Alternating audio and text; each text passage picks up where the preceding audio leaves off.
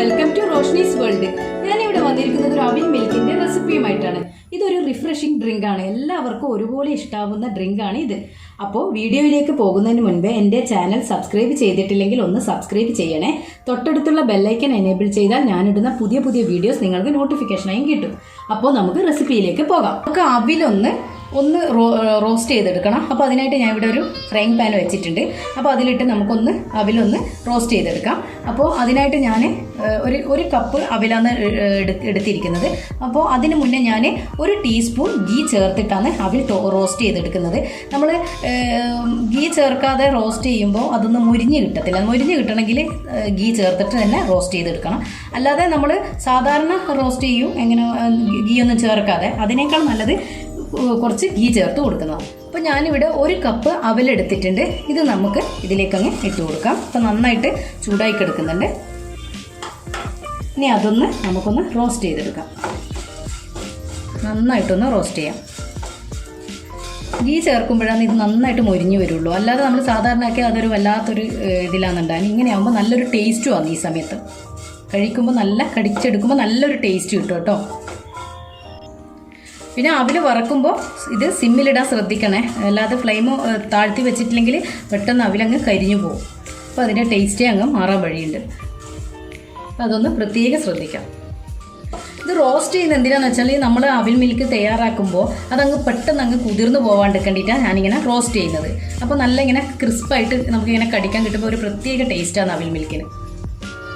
അപ്പോൾ ഇതിപ്പോൾ നന്നായിട്ട് റോസ്റ്റായിട്ട് വന്നിട്ടുണ്ട്. കണ്ടോ, നന്നായിട്ട് റോസ്റ്റ് ആയിട്ടുണ്ട്. ഇനി അധികം അങ്ങോട്ടേക്ക് കളറ് മാറ്റണ്ട. ഇനി നമുക്ക് ഈ ഫ്ലെയിം ഓഫ് ചെയ്യല, നമുക്ക് ഇനി സാധാരണ കടലയാണ് എടുക്കേണ്ടത്. ഞാൻ കടലക്ക് പകരം ഞാൻ എടുത്തത് കാഷ്യൂ നട്ട്സാണ് എടുത്തത്. അപ്പോൾ കാഷ്യൂ നട്ട്സ് കൂടെ നമുക്കിതിലൊന്ന് വറുത്തെടുക്കാം. 1/4 ടീസ്പൂൺ ഗീ കൂടെ ഞാൻ ചേർത്ത് കൊടുക്കുന്നുണ്ട്. അണ്ടിപ്പരിപ്പൊന്ന് റോസ്റ്റ് ചെയ്തെടുക്കാനുള്ളത്. ശരിക്കും ഇതിന് കപ്പലണ്ടിയാണ് നമ്മൾ കടലയില്ലേ അതാണ് ചേർത്ത് കൊടുക്കേണ്ടത്. പക്ഷെ ഞാൻ അതിന് പകരം അണ്ടിപ്പരിപ്പാണ് ചേർത്ത് കൊടുക്കുന്നത്. നിങ്ങൾ കപ്പലണ്ടി ഉണ്ടെങ്കിൽ അത് ചേർത്ത് കൊടുക്കാം. ഇപ്പോൾ അണ്ടിപ്പരിപ്പ് നന്നായിട്ട് റോസ്റ്റ് ആയിട്ടുണ്ട്. ഇനി നമുക്ക് ഇതും അങ്ങ് വേറൊരു പാത്രത്തിലേക്ക് മാറ്റി വെക്കാം. അവിൽ മിൽക്ക് ഉണ്ടാക്കാൻ വേണ്ടിയിട്ട് ഞാനിവിടെ ഒരു 4 ചെറിയ പഴം എടുത്ത് വെച്ചിട്ടുണ്ട്. ഏത് പഴമായാലും കുഴപ്പമില്ല. ഞാലിപ്പൂവനോ സാധാരണ മൈസൂർ പഴമോ ഏതായാലും കുഴപ്പമില്ല. മൈസൂർ പഴമാണ് ഇച്ചിരി കൂടെ ടേസ്റ്റ് നിൽക്കാൻ. ആ പുളിപ്പും ഒരു മൈസൂർ പഴത്തിന് ഒരു ചെറിയൊരു പുളിപ്പ് രസമില്ലേ, ആ ഒരു ടേസ്റ്റ് ഉണ്ടാകുമ്പോൾ കുറച്ചുകൂടെ ഒരു ടേസ്റ്റ് കൂടുതലായിരിക്കും. അപ്പോൾ അതെടുക്കാൻ നോക്കാം. അതല്ലെങ്കിൽ പൂവമ്പഴമോ ഏതായാലും കുഴപ്പമില്ല. അപ്പോൾ ഞാനിപ്പോൾ ഒരു 4 പഴം എടുത്തിട്ടുണ്ട്. അത് നന്നായിട്ട് നമുക്കൊന്ന് ഇതൊന്ന് ഉടച്ചെടുക്കണം. മിക്സിയിലൊക്കെ ഉടക്കുന്നതിനേക്കാൾ ഏറ്റവും നല്ലത് ഇത് നമ്മൾ ഒരു ഫോർക്കോ എന്തെങ്കിലും ഉപയോഗിച്ച് ഒന്ന് നന്നായിട്ട് അടിച്ചെടുക്കുന്നതാണ്. അതാകുമ്പോൾ നല്ലൊരു ടേസ്റ്റാണ്. അല്ലാതെ മിക്സിയിലിട്ട് അടിച്ചങ്ങ് ഉടച്ചളയരുത്. ഇനി ഇതിലേക്ക് നമുക്ക് ഒരു 3 ടേബിൾ സ്പൂൺ പഞ്ചസാര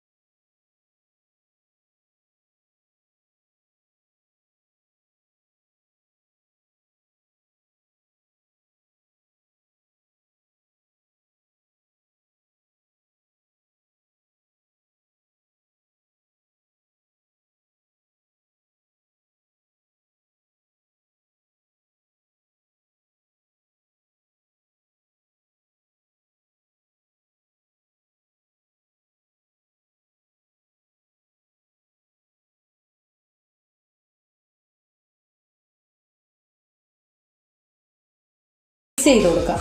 ഈ പഴവും അവിലും കൂടെ ഒന്ന് നന്നായിട്ടൊന്ന് മിക്സ് ചെയ്യാം.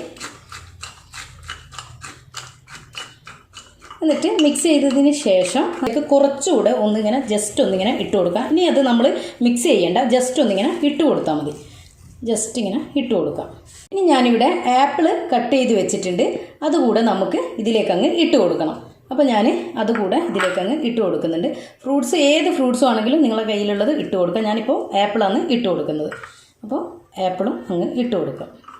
നല്ല ടേസ്റ്റ്. ആപ്പിളൊക്കെ ഇട്ടിട്ട് ചെയ്യുമ്പോൾ ഫ്രൂട്ട്സൊക്കെ കുട്ടികൾ കഴിക്കുകയും ചെയ്യും. എന്നിട്ട് അതിൻ്റെ മുകളിലേക്ക്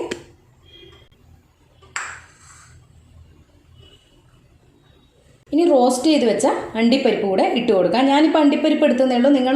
ഞാൻ പറഞ്ഞില്ലേ കടല ഉണ്ടെങ്കിൽ കടല ഇട്ട് കൊടുക്കുന്നതാണെങ്കിൽ ടേസ്റ്റാണ്. കടല ഇട്ട് കൊടുക്കാം. ഞാനിപ്പോൾ അണ്ടിപ്പരിപ്പ് ഇട്ട് കൊടുക്കുന്നതേ ഉള്ളൂ. അപ്പോൾ ഇതിന് പകരം നിങ്ങൾക്ക് കടല ഇട്ട് കൊടുക്കാം. അപ്പോൾ ഞാനിത് ഈ സമയത്ത് ഇട്ട് കൊടുക്കുന്നുണ്ട്.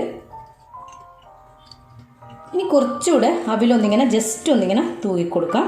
അപ്പോൾ ടോപ്പ് ലെയറായിട്ട് ഞാൻ അവിലിട്ട് കൊടുത്തിട്ടുണ്ട്. ഇനി അതിൻ്റെ മുകളിലേക്ക് നമുക്ക് നല്ല തണുത്ത പാൽ ഒഴിച്ചു കൊടുക്കണം.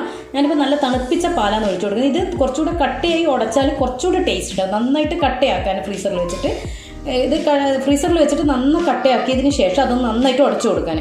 അത് ഇട്ടാലും നല്ല ടേസ്റ്റാണ്. ഞാൻ പക്ഷേ ഇതിപ്പോൾ നന്നായിട്ട് തണുപ്പിച്ച് കൊടുത്തിട്ടേ ഉള്ളൂ. നിങ്ങൾക്ക് വേണമെങ്കിൽ അങ്ങനെയും ചെയ്യാം. ഇനി ഇത് നമുക്ക് ഇതിൻ്റെ മുകളിലേക്ക് അങ്ങ് ഒഴിച്ചു കൊടുക്കാം.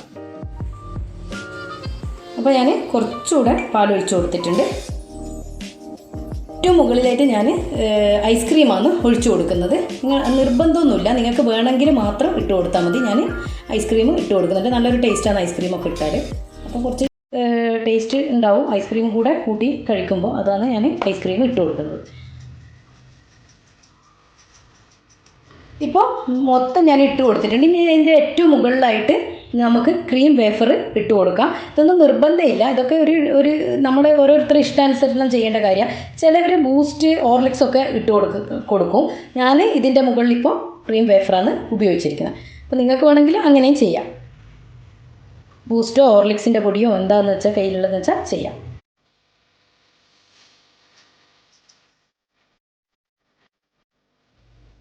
ഏറ്റവും മുകളിലായിട്ട് ഞാൻ അനാറ് വെച്ച് കൊടുക്കുന്നുണ്ട്. നിർബന്ധമൊന്നുമില്ല, ഒരു രസത്തിന് വേണ്ടി വെച്ചതേ ഉള്ളൂ. ഞാൻ ഒരു ഗ്ലാസ് കൂടെ സെറ്റ് ചെയ്തെടുക്കട്ടെ.